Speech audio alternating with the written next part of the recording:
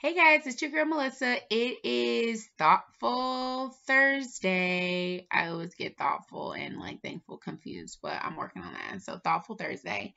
I just want to go ahead and read this that I found. It was a post that I actually just saw, and it's actually pretty crazy because it actually ties into my message today. So it says, cutting ties with people who consistently hurt you isn't enough.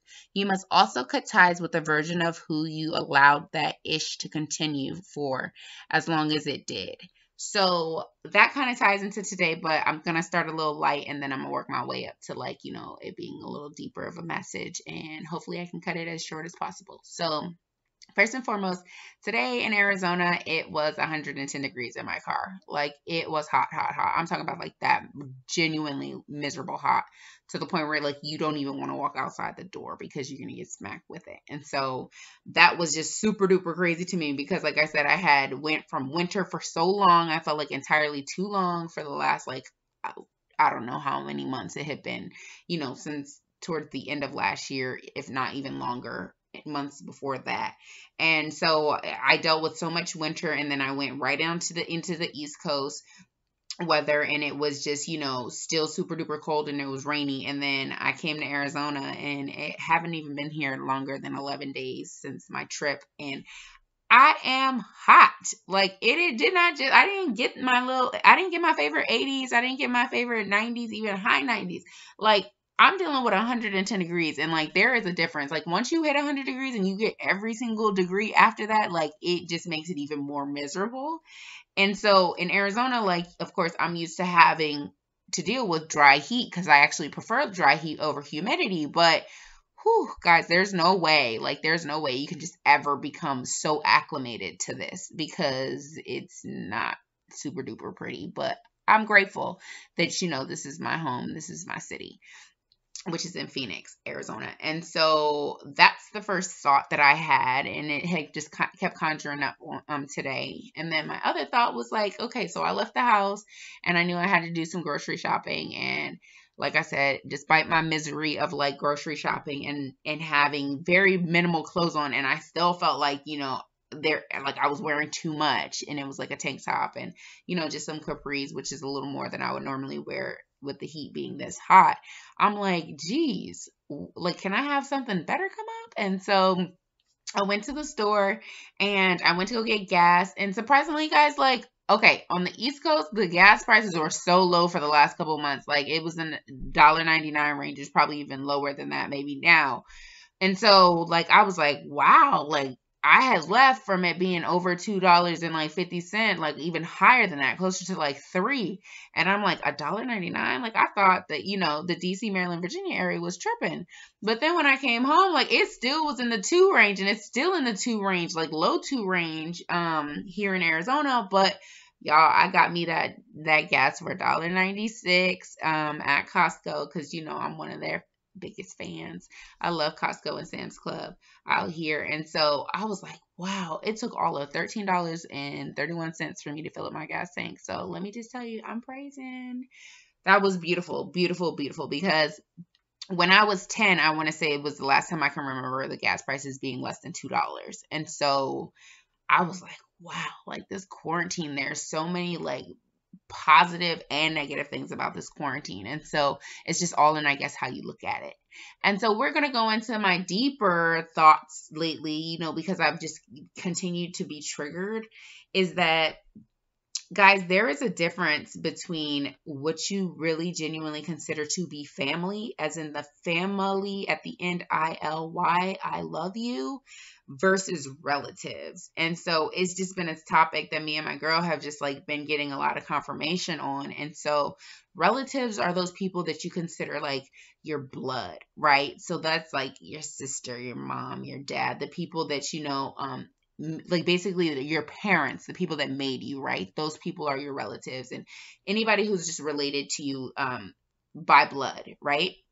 And then there's family. And I feel like with family, people always get that mixed up, like that your relatives have to be your family, like that family that you crave and that you love. And unfortunately, a lot of us don't get that. And I can personally, vouch for me that, the people that I gained as relatives, I feel like I can't really relate to them. And so I feel like I deserve and I'm really worthy of having like a genuine, unconditionally loving family. And I feel like, no matter how much I went through, no matter what it was, hell and hot water, like I just felt like I still never, got that unconditional, genuine love from anybody in my family. And, I hear family members, especially even on my trip, like of being like, hey, this is how people love you. No, there is like actual rules and regulations, I feel like, and things that just certain people should not accept from anybody, whether it's your blood relatives or it's, who you want to consider to be family. And so I value family and I put that really high. And I feel like, that's not something that I really quite get with my relatives. Not to say that there's just like all of them are completely shut off, but it's more so like I just distance myself from my safety and my sanity. And there's a reason that I'm thousands of miles away. Long story short, this is my healing journey. And it's just triggering when I go back. And so, like I said, relatives, like, a lot of people think about the holidays. Like last Christmas, guys, like I legit celebrated Christmas by myself.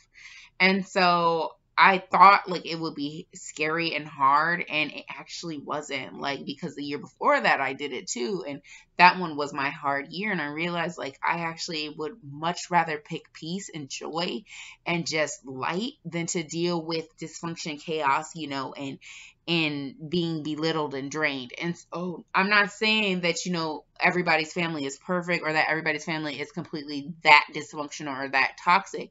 But I just feel like, there's so many different, avenues that people have when it comes to their family. And so some people can relate to what I'm talking about right now and others can't. Like they'd be like, what? Like, you legit feel like that? Yeah, I do. And unfortunately, it's not like I want to intentionally feel that way. This is just the hand that I was dealt.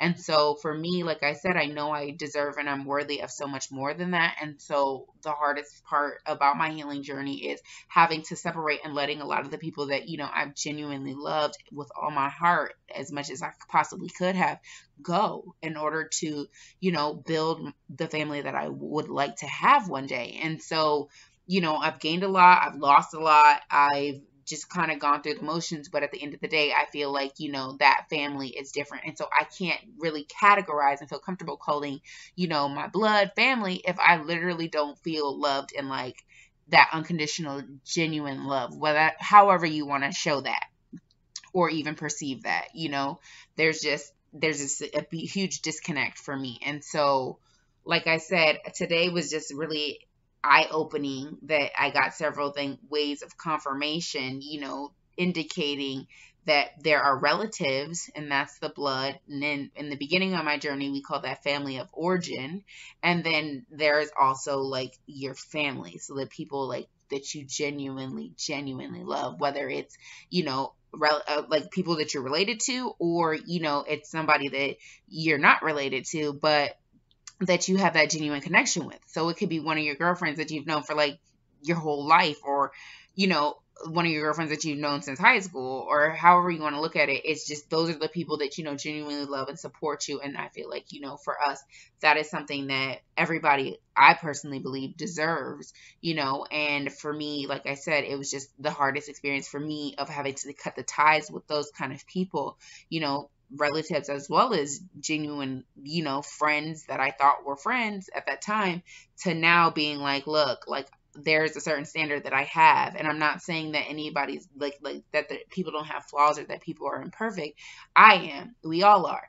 But I'm saying there's a level to what I'm willing and not willing to accept from the people that I consider to be family. And so that's a name, like I said, that I highly value. And so everybody doesn't fit in that category, and that's okay. And I respect and I love, my relatives from afar. And I respect and I love the people, who are going to be in my life moving forward, and hopefully be lifelong, because there is a difference between seasonal relationships and lifelong relationships. And so it's kind of just being cognizant of who that is, and, not forcing something or sitting in dysfunction or abuse, just because you feel like you have to. I thought that for many years, and I realized that's not true. there are people out there who are in similar situations as me, who have a lot of people that they love and support, and that love and support them, and they're fine with that. And some of them, guys, don't even go back to see relatives. They have cut all ties off, and I never wanted that. But I also can like somewhat understand why some people do that, because that's just the hand that they were dealt. And so that's okay. And these are just a lot of different things that kind of just cross my mind that I feel like are really important, and that somebody can get out of that. Whether it's one person who shares that and continues to kind of like, plant that seed in other people, or, whether it's just my story, I shared it and that's that.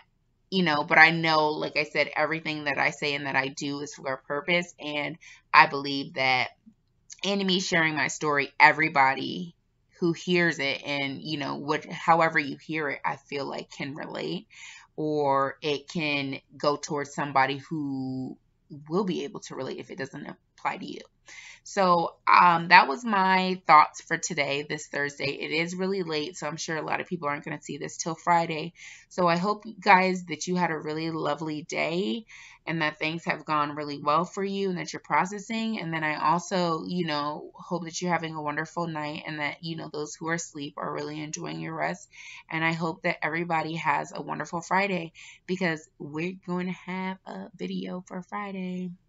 I'm not quite sure what it is, because it kind of just come to me, but it's going to be good, guys. I love you guys. I genuinely, genuinely love you. I'm sending you love and light. I wish you guys well.